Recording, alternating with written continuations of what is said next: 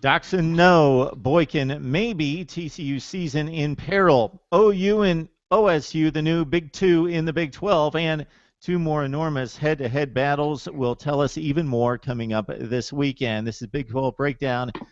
We come your way every Wednesday night at 8 o'clock Central Time, 9 o'clock on the East Coast to talk Big 12 football. And, of course, we have been waiting and waiting and waiting for November, and we have seen some of the craziness, and I'm sure there is much more to come. We bring on the best bloggers in the Big 12 to talk Big 12 football. We got Sean Cordy from Today's You and also Gerald Tracy from Cowboys Ride for Free, and hopefully Matt Hofeld will join us a little bit later from Crimson and Cream Machine. Hey, guys, how's it going tonight? Not too bad, Mark. All right, I think Got we've over got that to talk loss. about this Baylor-Oklahoma game because that's what is the big rage coming out of last weekend in Baker Mayfield's performance and the Oklahoma defense in particular against the Bears. So, Sean, let's start with you in regards to your assessment of Oklahoma maybe being a little bit better than many people across the country thought they were as a 2.5 or 3 point underdog in Waco, and Baylor's performance as well. Yeah, I mean, a while back, we were all hyping up Oklahoma, and you even picked them to win the conference. And then all of a sudden, they kind of fell down after that Texas loss. That seemed to be a huge thing. But considering the rivalry with Texas, for people within the conference, it's not that surprising that they were able to drop that. So this could have been an undefeated team coming in, and we could have had a top 6, 7 head-to-head matchup. That's really what it was. And Mayfield, he was in my Heisman running since week 2, and now he's solidified himself. His stats are there, and he has the big game moment now against Baylor, beating them for the first time ever at home in their new stadium. So I hate to say it, but as much as I was a fan of Stidham coming into this game, is that he showed that he's not ready for the big game. Especially, he got banged up in the first quarter a little bit, so he couldn't run. And Oklahoma decided to just keep on attacking him. He could not run out of the pocket. There's times I remember he even just there's a 3 second pause that he was just being held by I think I don't remember. I think it was Charles Tapper. He was just stood in the pocket, couldn't even get away from him, and that took away any chance of getting the ball to Corey Coleman or Katie Cannon for that matter. There's a few drop passes. It was rainy, but it should have been a different day for Baylor. Had Seth Russell been in there, who's shown that he can escape the pocket and was a little bit more aggressive than Stidham's been so far. So it just really showed that, and I have to say that I would never say this before, that Baylor's play calling was atrocious. I can't believe that we just kept pounding the rock. Even though Stidham wasn't playing up to his potential, it just didn't seem like we were giving anything Oklahoma didn't expect, or Baylor didn't expect Oklahoma to think that they were going to run. So to see Baylor, especially Art Briles and Kendall, play call like they did, it just did not seem to counteract what Stoops was doing. So big game Bob's is back. I mean, they could run the table and win the conference.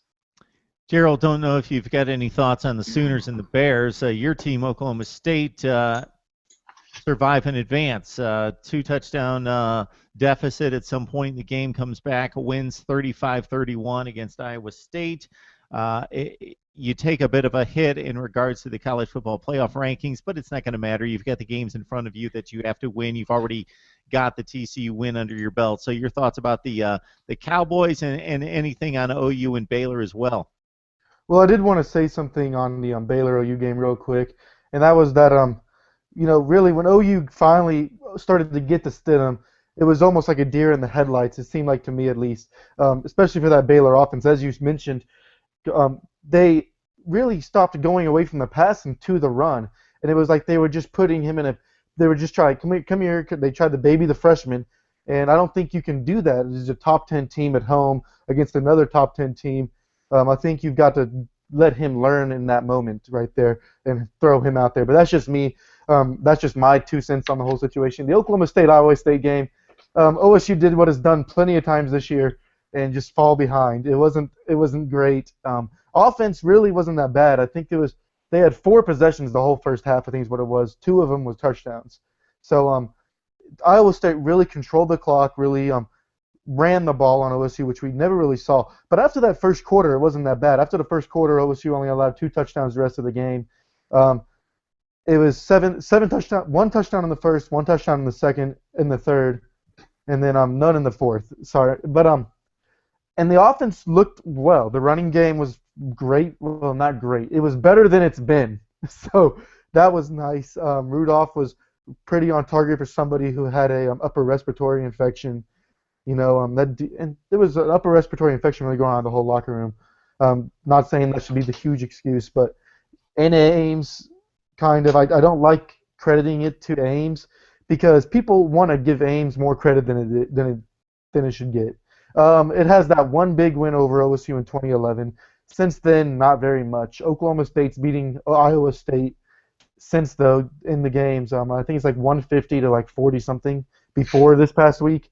So Oklahoma State's handling Iowa State pretty easily since that 2011 game. I think the team was tight. Some of them were a little sick. It was just not a good mixture of things. But I mean, in the end, you're undefeated. So, guys, before we move on to the college football playoff rankings, Josh Doxson, unfortunately, out for the season. Trevon Boykin, his status still up in the air. Jarrett Stidham, his health in question.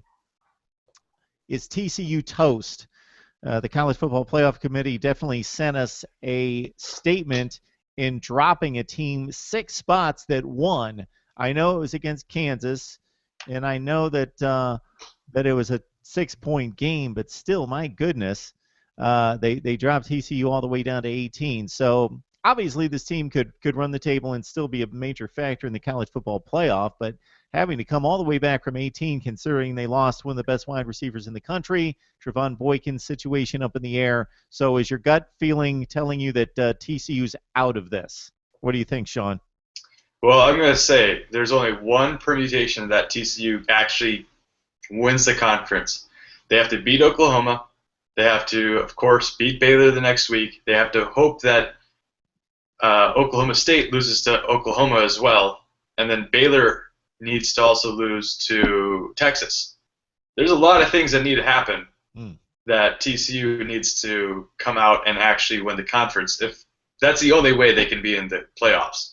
But that being said, trying to take this Final Four out of this equation, I'm under the impression that Boykin will play.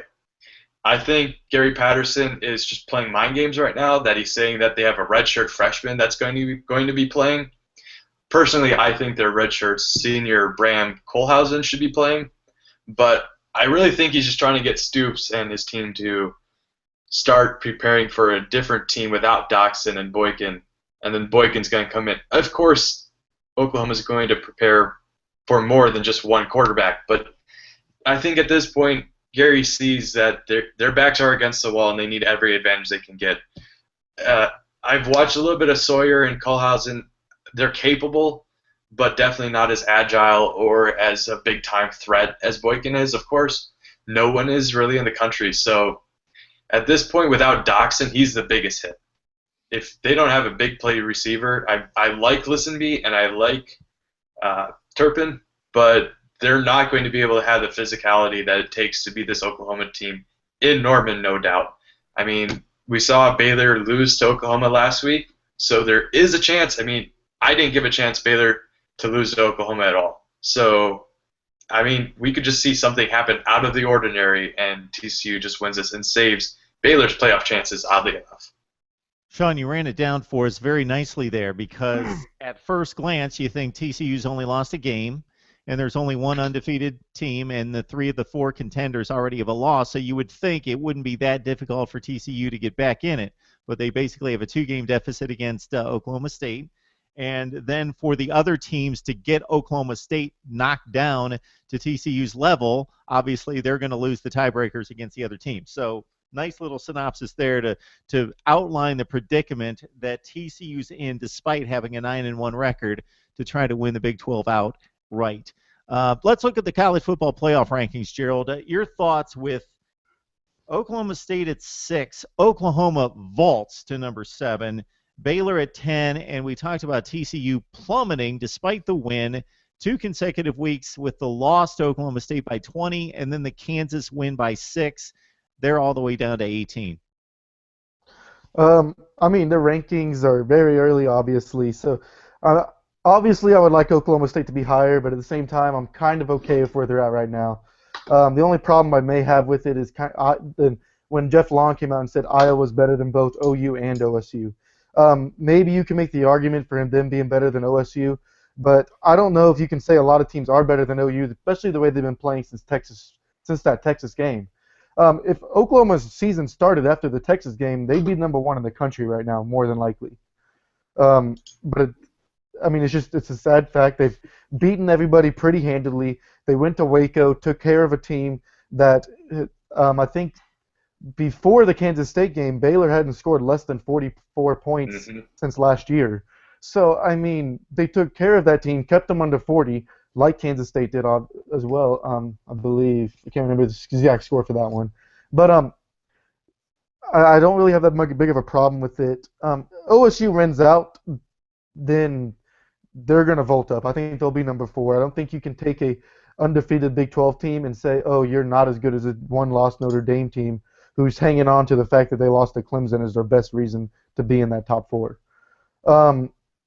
And then if OU ends up being the one-loss Big 12 champion, I don't know that they're going to say, oh, well, OU would have, because for that to happen, OU went to Waco and Stillwater to win the Big 12 championship and had to beat TCU regardless of them may or may not having Trayvon. Still had to beat TCU at home. So I think OU would probably be in that big Final Four. So I'm a little iffy on it. We'll see. But here's the question: okay, so assuming Oklahoma wins out, then that means that they have one loss, and Notre Dame, if they win out, they have one loss. So here's the thing: Notre Dame, for one, has the better loss. That's unquestionable. Here's the other thing: they also dominated Texas, and Texas beat Oklahoma. This committee is looking at both of those heavily, and it weighs strongly in favor of Notre Dame. Notre Dame's going to be in there if they win out. Yeah, I think that argument makes sense, but at the same time, you got to look at the quality wins. Notre Dame's quality wins right now are Temple, Georgia Tech, and a couple other teams. OSU would be maybe a 1 or 2 loss team at that point. Baylor will be a 1 or 2 loss team. TCU might be a 3 loss team. If things go right for West Virginia, they're an 8-win team.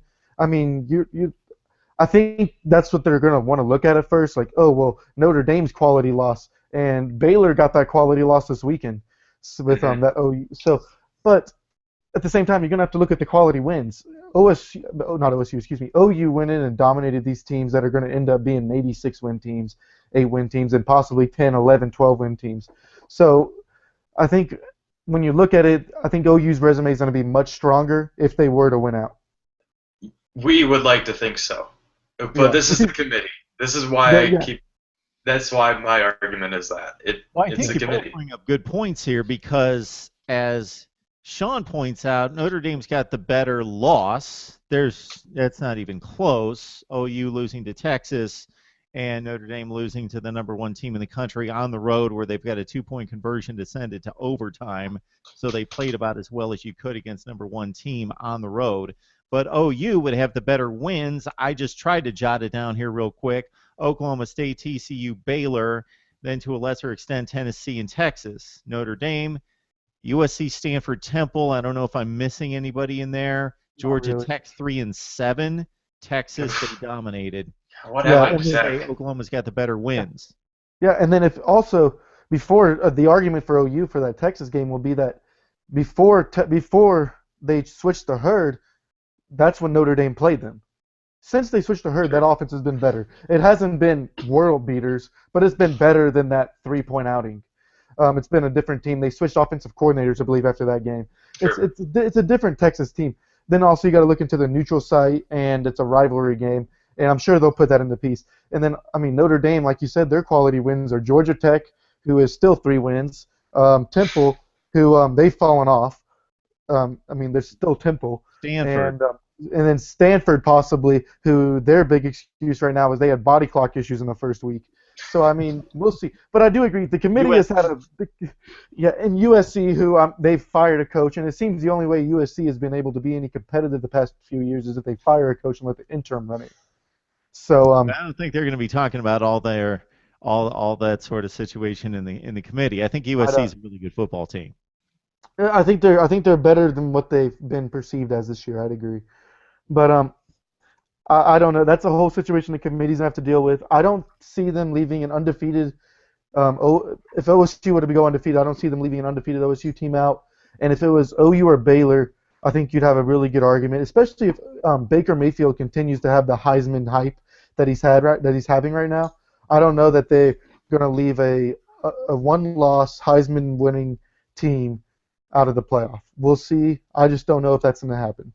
Well, the committee tells us that they tear the whole thing down and start from scratch each and every week. So that, regardless of the Big 12 team in question, whether it's going to be OU or Oklahoma State or if Baylor comes back, the backloaded schedule is going to help them week to week to week. Whereas for Notre Dame, it's Stanford, and that's all they've got to look forward to in regards to beefing up the resume from here to the rest of the season. And a win against Navy. That's a pretty decent win True. for Notre Dame against a Yeah, one-loss Navy team. Gerald's laughing at me, but Navy's a good No, team. you're right. You're right. I forgot about them. And they did win that game. I know it's not a Power 5 win, but Navy's still pretty substantial and should finish either 10-2, maybe 11-1 as well. So we shall see, but there's definitely 3 teams in the top 10 from the Big 12. So there's a number of options for the Big 12, more so than what the conference had at this point last year with TCU and Baylor. Now there's 4 possibilities. Obviously, TCU is on the outside looking in, especially since they've plummeted to 18, but it's still a 9-1 football team that could win out and finish 11-1. All right, guys, let's look at these games coming up this week, and really it's the big 2 that we need to look at. But if we're going to knock off some predictions, we might as well start from the top and go through the other 2 games. When we look at West Virginia taking on Kansas, Sean, Jayhawks trying to avoid going to 0-11. West Virginia seems to be in better shape for a bowl game here. This seems to be the game that's going to lock it up for Dana Holgorsen, since the Mountaineers are 5-4 and 2-4 in the Big 12. So West Virginia, Kansas, I can't imagine you're going to pull the trigger on an upset here. No, I'm not going to be the upset trigger on this one now. I'm going with West Virginia. Gerald, what do you think with the Mountaineers trying to get bowl eligible? Matt. They're taking on Kansas. I think they'll be fine. It's in Kansas, and I think this team has a little bit of hope, but I think West Virginia should pull it out by plus 17 easily at the end. All right, we got Matt on board.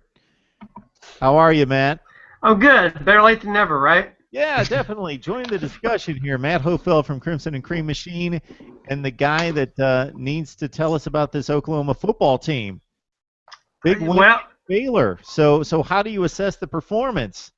well, I mean, obviously you feel bad for the situation. You know, I said 3 weeks ago I really thought Baylor was the best team in the country, and then to see the injury problems that they've had to throw in a freshman quarterback in that situation really kind of I just it's one of those things where you want to see you always want to be a team at their full strength. And now you got TCU with same situations with Doxson and Trevon Boykin, both on the men, potentially not going to play.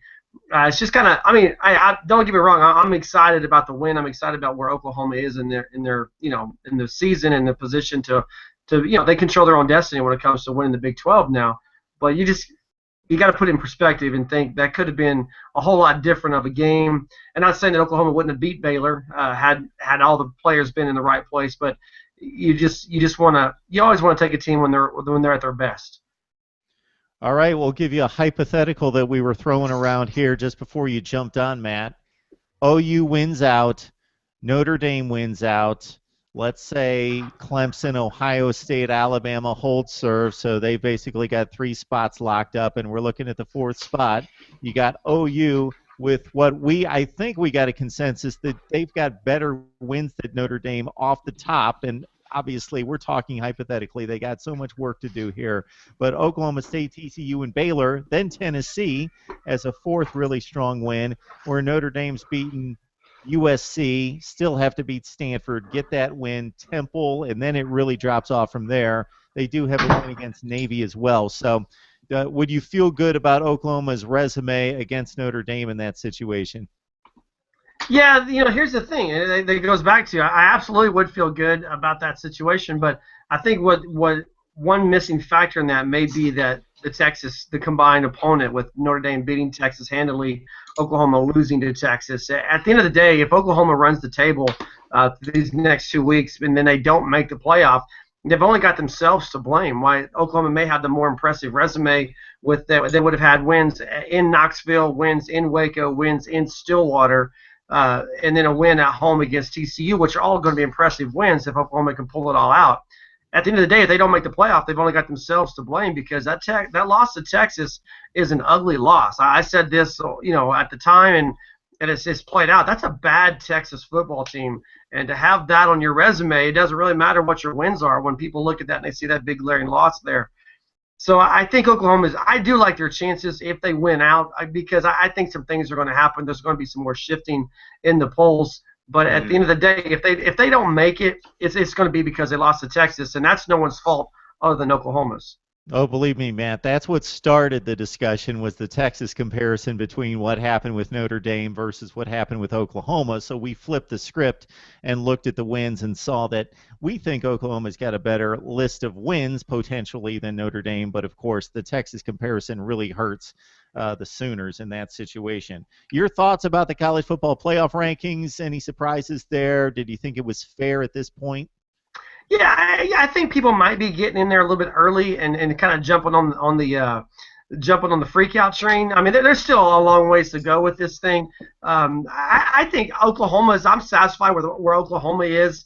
I think Oklahoma State should be satisfied with where they are. The Big 12, I mean, it's not at the top. It's great. I mean, you got Baylor, Oklahoma, and Oklahoma State, not necessarily in that order, just throwing out three teams. And then you add Trevon Boykin and Josh Doxson back in there. You have really four good teams in the Big 12. But then from that point down, for number 5 through number 10, it's not a great conference. And so I think that it gets judged that way at a lot of times. But to have two teams that are just a couple of wins away or a couple of people in front of them losing to get in there, I think you got to be satisfied where their Big 12 is. They've got strong representation. I think if Oklahoma State wins out, they're in. I think if Oklahoma wins out, they're in. Unfortunately for Baylor, I think they lost at the wrong time to win out and get back in there. It's not about if you lose, it's about when you lose. And Baylor lost too late in the season. I especially like to see Sean's reaction when I read off my top. I won't go through the whole top 25. That's inconsequential. We'll start around 15 here. Utah at 15, Stanford at 14, Houston at 13. I got North Carolina 12, TCU 11, Baylor 10, Michigan State 9, Oklahoma 8, Notre Dame 7, Florida 6, Bama 5, Oklahoma State 4, Ohio State 3, Iowa 2, Clemson 1. That's my rankings 1 through 15. Yeah, I actually pretty much agree with all that. I can't say too much against that at all. Aside from maybe TCU being back a little bit further, depends on how you want to look at their injuries, but I mean, it's going to be crazy. I'm looking at this. You got great potential that SEC could have a 2-loss conference champ if Florida loses to Florida State and if they beat Alabama in the SEC championship game. If Alabama somehow, like, maybe they lose to Auburn, we've seen crazier things happen. Clemson going against UNC, that could be eventually a 2-loss. It depends. Probably UNC going to Virginia Tech. I'm calling an upset on that game.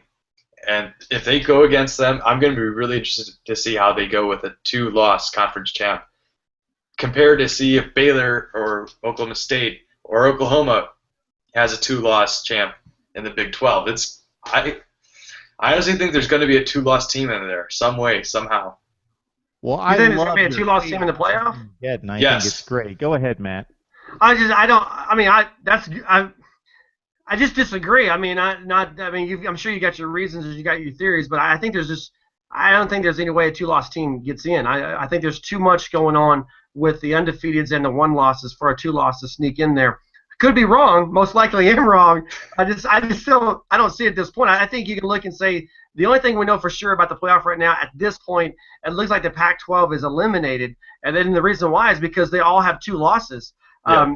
I don't see it happening. Like I said, if it does, if a 2-loss team gets in over a 1-loss major conference champion, let's say a two-loss team gets in over Oklahoma or an Oklahoma State, should they lose and still win the Big 12? Should they lose to Baylor this weekend and beat the Sooners and win the Big 12? If a two-loss team gets in over that, I think that there's a potential here for this thing to completely blow up, because the other thing you got to look at is I think Houston's going to go undefeated. So do you I mean, what does Houston do with a two-loss team in there? We're going to leave an undefeated Houston out over a two-loss. I think there's too much there for a two-loss team to get in. Okay, you're right on that. I'm going with I won't be surprised if there's a two-loss. Okay. Not necessarily that they will be, but I can see a lot of upsets happening. We've already seen it happen. And especially how the playoff reacts to bigger name programs. I could definitely see a team like Alabama still suffer. They won't have two losses getting in. They would lose the conference championship, of course. But I could see it happening somehow. Maybe there'd be two conferences, Pac-12, Big 12, or maybe the ACC that has a two-loss, like UNC right now.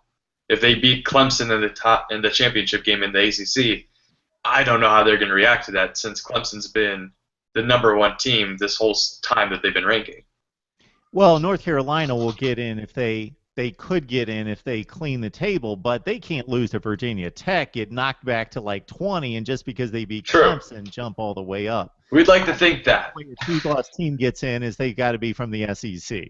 That's the only two-loss team that's got any all right, there you go. Got to be all right, the SEC. We'll settle on that.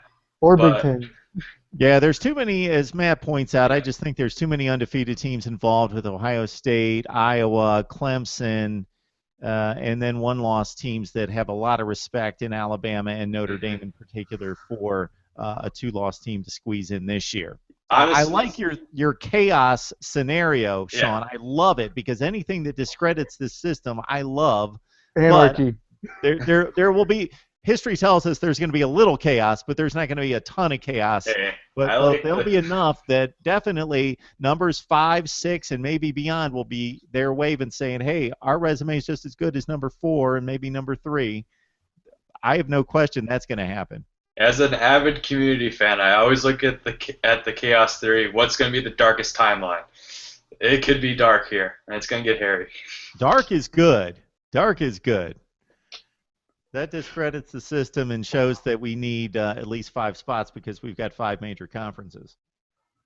Yeah, I think we need to go to 8. I mean, you look at this 8. And you got to go to 8. I mean, I think eventually, once this first contract expires, that's what you're going to see to happen with the expansion of it. Yes, to correct myself, I was not proposing a 5-team playoff. I was just saying 5 well, because that would work.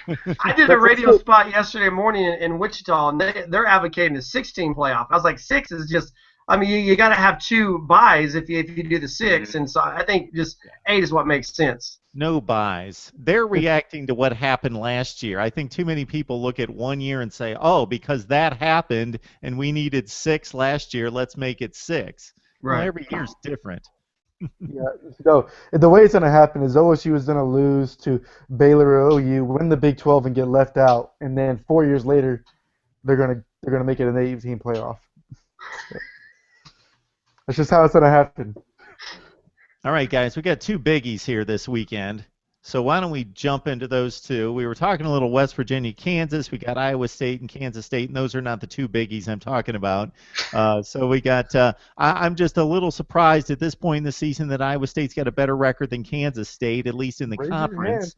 Kansas State's 0-6. So quick picks on that game, and then we'll get to the 2 biggies. So, Gerald, what do you think with Iowa State going to Kansas State? I mean, I think Iowa State can win it if they show up like they did last year against Oklahoma State. But I just don't know that I don't know if I've seen a Bill Snyder team just quit this much, really. It seems like they haven't been there really since OSU game or a few weeks after that. I'll take Iowa State. I mean, raise your hand if you thought Iowa State would have more wins in conference play than Kansas State did, because I don't think anybody will raise their hand. Oh. So. No. Yeah, it's like Kansas State gave their all their first few Big 12 games, and they were that close to pulling off upsets, and then they just caved in. And I think we can blame Matt's team for doing it to them. That 55-0 they've never recovered from. So Kansas State, Iowa State, Matt, what do you think about this one? You know, the crazy thing about Iowa State is this is a different team since the departure of Mark Mangino. And I think that you go back and you look at that and you see that's one of the factors that just kind of changed them around. They had Oklahoma State on the ropes last week. Give Oklahoma State credit for coming back and winning that game. They beat Texas. I think they win. I think they go into Manhattan and win this game. And I think you've got two teams moving in two different directions with the Wildcats and the Cyclones. Cyclones still acting like they've got something to play for. Kansas State acts like they're waiting for spring practice to get here and see what they can do for next year. Yeah, Sean, a little life out of Iowa State, as Matt points out, at 3-7, 2-5 in the conference, taking on K-State. Yeah, I have to say, I fall in love with programs for having potential, and I've seen Kansas. I like what direction they're going with Beatty, and I loved Iowa State because of their three great wide receivers. They're so underrated, and the way that Lanning's been playing and Mangino out, I really like what they can do. So I'm going to go with Iowa State even against my better judgment. They've had good teams on the ropes, and they can play with the best of them. And the Wildcats have just disappeared. I don't know what they're thinking, what Bill Snyder's trying to do with his quarterback Hubner at all. I mean, he's just atrocious throwing the ball right now. He's under 50% for the last 4 weeks, I think. So I'm going to go with Iowa State. It's going to be close, but this is a program that I think has potential to come out of nowhere. It might take a while, and I could be completely insane, but the way that they put small pieces together, they just need one or two more to get somewhere. Before we move on to the Big Two, Sean, you got to explain yourself. Potential at Kansas and Iowa State. What's that ceiling at those two schools? What ceiling potential are we talking about? The ceiling is bowl eligibility, maybe even just one way. But I mean, I just like how Beatty's taking the approach with this team. I mean, he knows he has a bad team. He's not going to ever admit it. Coach shouldn't do that. But the way he's trying to make it like an air raid, high tempo offense like the rest of the Big 12 is, it's just something Kansas hasn't had. And if they can even have someone with the ability to try to see that vision, that's where I fall in love with Kansas program, even though they have 0 losses and could extend it next year with 0 losses. It could be a work in progress. I just want them to stick with Beatty as long as they can. All right, we got the 4 best teams in the conference going at it for the best teams in the country. Here we go, Sean. Baylor, you mentioned in your discussion with Gerald, maybe the stage was too big for Jarrett Stidham. Maybe he got that out of his system. Maybe he bounces back on the road. Go to Oklahoma State. The Cowboys at 10-0. I think that Oklahoma State's going to put Baylor on the ropes a little bit way too much this week. I think their front four is going to be able to attack Stidham like no other. And he said that they're thinking about putting Ogba over at linebacker too. Correct me if I'm wrong, right? Yeah. No, I've heard some stuff. So, I mean, we've also heard that J.W. Walsh is going to be having a splitting time with Mason Rudolph at the same time on the field together and throwing everything at Baylor. And I'm not sure if Bryles can recover from his the performance last week, was struggling against Oklahoma. So I'm going to go with Oklahoma State surprisingly because of play calling. And I think they're just going to give everything that they can to Baylor. And being at home, I think Stillwater's going to be rocking that night. Okay, Matt, a couple programs that you know pretty well here, just having faced Baylor, and you've always got your pulse partially on Oklahoma State. Well, first of all, I have to make the statement that I think it's a bit of a travesty that these two games are essentially at the same time on Saturday night. So I'll be at the stadium for the OU game, and we'll have to do my best to try to get the updates on Oklahoma State and Baylor. But as far as that game goes itself, I think the first thing you got to look at is the weakness of Baylor's defense is against the run.